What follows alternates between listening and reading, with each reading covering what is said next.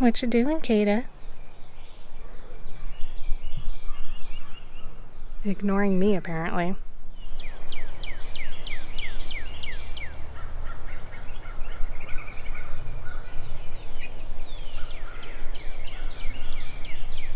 Hey guys, what's up? My name is Rachel. If you haven't been here before, welcome to the weekly garden tour. This is where I show you guys what's going on in my garden, talk about what's going well, what's not going so well, and I try to do this tour every single week, whether or not I feel like things have changed a lot, especially in the winter, because I think it's really important for new gardeners to be able to see what a real garden looks like and not just like the highlight reel of when everything is exploding in the summertime.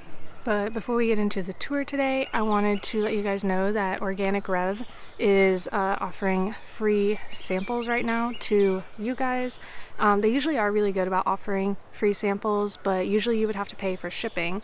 And this month, as a gift to my viewers in particular, they wanted to offer 50 free samples that don't have to pay for shipping.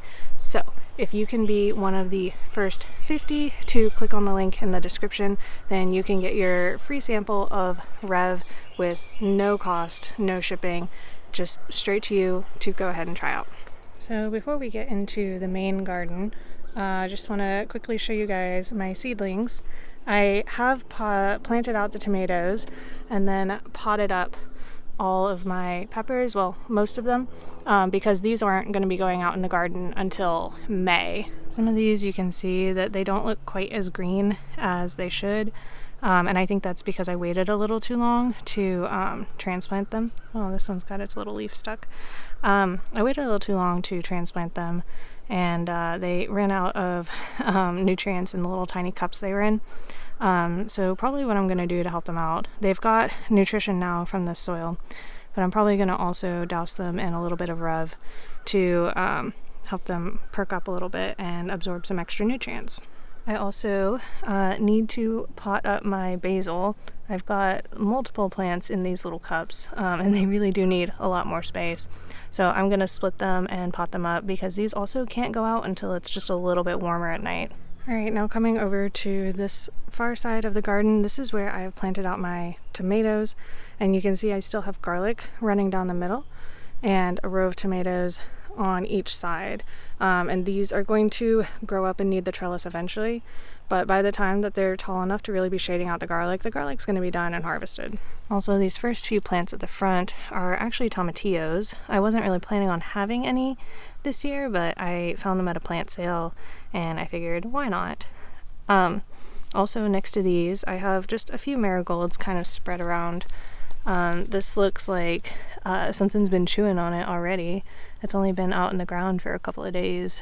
So some of the varieties of tomato that I have planted, I have some Cherokee Purple, some Black Beauty, Amish Paste, San Marzano, and Pink Fang tomatoes. And I didn't label them out here. I definitely wrote that down in my little notebook as I was planting them out. But as we come down to these ones on the end here, they seem to be getting chewed on just a little bit by, my guess is some sort of small caterpillar. This is not intense enough to be tomato hornworm damage. They would eat down even these little bits all the way to sticks, and the fact that there's a little bit of leaf left over means that it's definitely not a hornworm, but it is probably some sort of caterpillar. I'm hoping though that it's going to be warm enough for this tomato to outgrow whatever's chewing on it, meaning I hope it will grow so fast that whatever's eating it can't keep up. All the garlic on this row is looking fantastic though. Absolutely just like the picture of health. I'm very excited to harvest this in, I guess, a month and a half or so. Looking down this next row, we've got mostly visible onions down the center and here at the front, a few lettuces, a couple more marigolds, and a few of my tomatillos here. I planted them both like for this tall trellis, and over here I'm going to put tomato cages around them, just to kind of experiment and see what kind of trellising structure I like better for them. I'm thinking I'm gonna like the tomato cages better, but you know, I definitely wanted to try both since it's been a long time since I've grown them. As we move further down, this is my little radish patch. I've got another one down here. There were supposed to be carrots here, but they all seem to, the ones that did sprout seem to have died, and I can't really explain why, because they definitely had plenty of moisture. But we've got some little radishes making roots here, so I could start pulling these anytime. Probably gonna wait for most of them to get just a little bit bigger though. Look at all these flowers just waiting to open on this onion. This is gonna be so pretty. The rest of this row is potatoes on either side of the onions. I've got purple potatoes on one side and Sarpomira on the other, with a couple of golden potatoes there at the end. Not really too many. Purple potatoes are looking pretty good. Earlier in the week, I saw a couple that had kind of brownish tipped leaves that were fading to black. I think this was one of them. And that seems to have dried up and is like not taking over the plant very fast. I looked long and hard on the internet to figure out if this was some sort of disease, and the answer is very unclear. So I think what I'm gonna do is try and pull off anything that looks like it had whatever this is on it, and then douse these with Rev, because basically what I'm going to be trying to do is use all of the good bacteria and fungi in Rev to outcompete whatever this is, and also boost the plant's immune system at the same time. It's sort of like making sure you get enough vitamin C during cold season so that you don't get sick. But a lot of these don't seem to be affected by it basically at all, so that's good. There's still whatever's chewing on that tomato is chewing on the potatoes as well. Oh, this one is eaten down quite a lot. Look at it, to mostly just sticks. But as with the tomatoes, I'm not super worried about something just chewing on it, because I think it'll outgrow it pretty quick. All right, we're at the start of the third row now. This is the trellis row.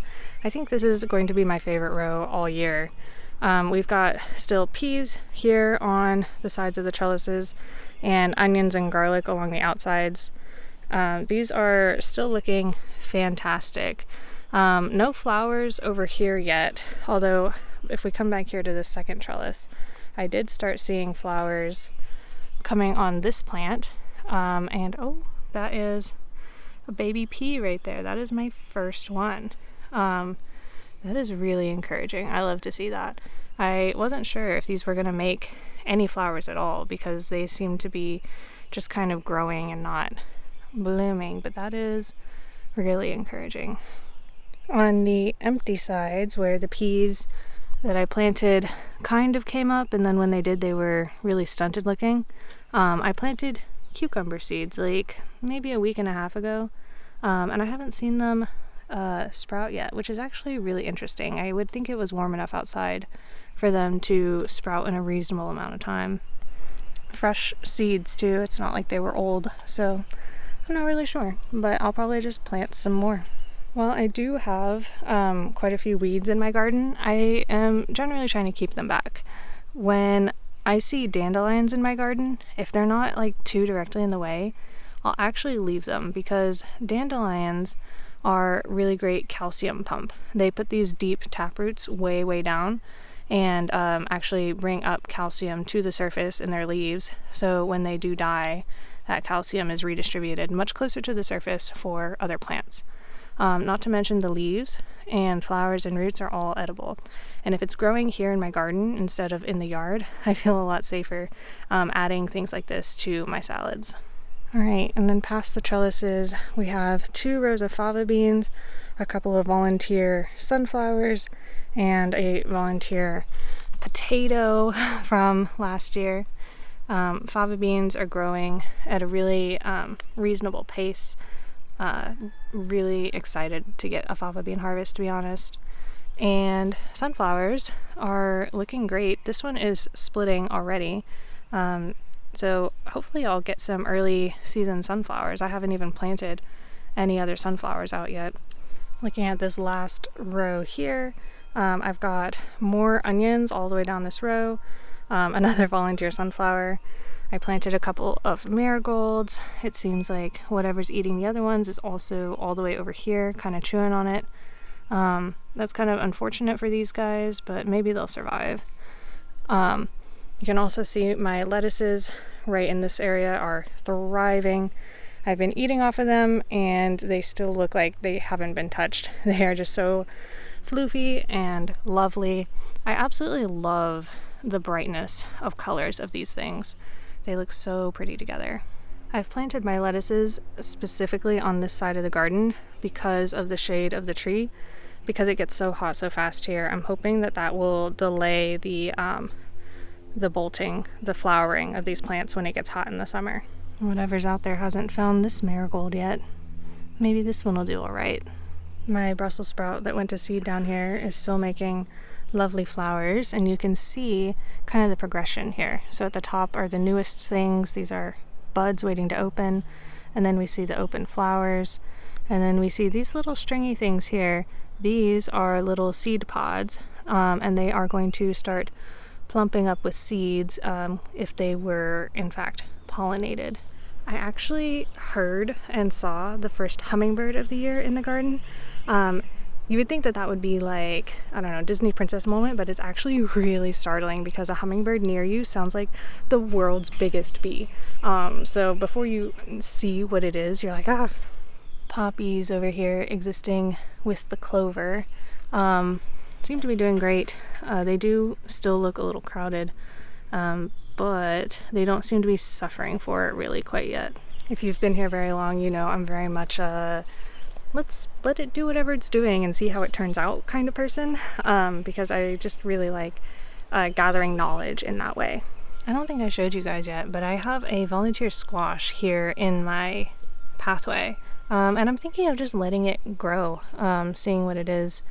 And these volunteer ones, they're usually much more robust because they like fought hard to be where they are. Coming over to the raised beds now. The lavender still hasn't put on any flowers yet, but it is still putting on fresh foliage for the spring. Meanwhile, my cilantro went straight from too small to eat off of to making flowers, which affects the flavor of the cilantro. But I am going to get coriander seeds out of it, so that's always a bonus. And I do have papalo starts for the summer. This is a South American plant that is heat tolerant and also tastes a lot like cilantro. My stevia plant, I'm actually thinking, I'm not sure if it's going to come back this year. This is perennial here and it will come back from the roots, but any perennial plant like this does have a lifespan. And I was looking up, about 3 years is what you can expect, and I think this plant probably was 3 years old. So I should have started some from seed earlier. I started some from seed just a couple of days ago. So hopefully I'll get like a cute little new stevia plant to put in here. But for now, I'll just leave it as is because it's not hurting anything where it is. And if I'm wrong and it does come back, that's a bonus. I'm not sure if you can see, but you see that fly in there? Did you know that flies actually are pollinators? There's a specific variety of fly, actually, that is the only thing small enough to pollinate cacao. So the reason that we have chocolate is because of these teeny tiny little flies. I've got my carrots in a container here. They look like they need a little bit of water, but so far so good with these guys. And then in these big containers here, I have different kinds of mint. I have catnip and licorice mint, and this one is peppermint, and they're in big plastic containers because I don't trust them not to take over anymore, and hopefully this will contain them. Although I have a feeling I will have to check the bottoms of the pots pretty often to make sure that they're not growing roots out of the drainage holes. This other raised bed this was a parsley that I put in that got eaten back and is now making new leaves. We've got a little kale plant here, some chives that I bought at the plant sale because none of my chives sprouted, like not even a little bit. We've got a spinach that looks sad and is going straight to seed over here, probably because it's in full sun as opposed to the shady area over there. And then a couple of lettuces that are smaller than those other ones, but still seem to be doing quite well. This one looks like it's doing the best. Lastly, I want to take a look at the berry patch. I haven't put in the new blueberries yet, but a couple of these strawberries that I transplanted seem to be doing okay. This one died, but that one looks all right. These came from over here, where I was digging out some of the Bermuda grass that is trying to invade this area. I don't think I'll ever fully get rid of it, but oh my goodness. I just saw this. Do you see it? The first ripe strawberry. Oh my goodness. I think I might leave it for a little bit longer, but wow. I was not expecting them to start ripening this fast. These are June bearers, and it is the end of April. Okay, so that's exciting. The rest of this will be ripening very soon then. And I am seeing lots of flowers and little baby blackberries on these bushes, as well as baby raspberries over here. If you've never seen baby raspberries before, that's what they look like. You can still see kind of the fuzz from the flower falling off of it, and the little green bits that would have been behind the flower like this. I realized recently that new gardeners might not necessarily understand that anything that makes a fruit, tomatoes, peppers, raspberries, strawberries, all make a flower first, and then that flower gets pollinated and becomes the fruit that you're looking for. This rosemary that half died seems to be coming back with a vengeance. You can see it making all this new green growth here at the top, getting kind of bushy, to be honest, so that's nice. Look at that. Mosquito eaters making more mosquito eaters. I actually didn't know much about these bugs until recently. My partner told me that they were mosquito eaters, and I was like, oh, that's kind of nice. That makes them a lot less scary, because they tend to make it into the house and they flap around your lights kind of like giant moths, and it's not really that great, but they don't bite. They just eat the mosquitoes around, so it's good to be seeing a lot of them. Hello, Miss Kada. Look at her fur. She's absolutely covered in pollen. Oh yeah, I know you don't like that. Kada is very much a I want to be next to you, but please don't touch me kind of cat. Alrighty guys, that's all I have for you right now. If you are new and you want to catch up on garden tours, I'll leave a playlist here, and I'll leave some other interesting videos for you up here. Until next time, happy gardening.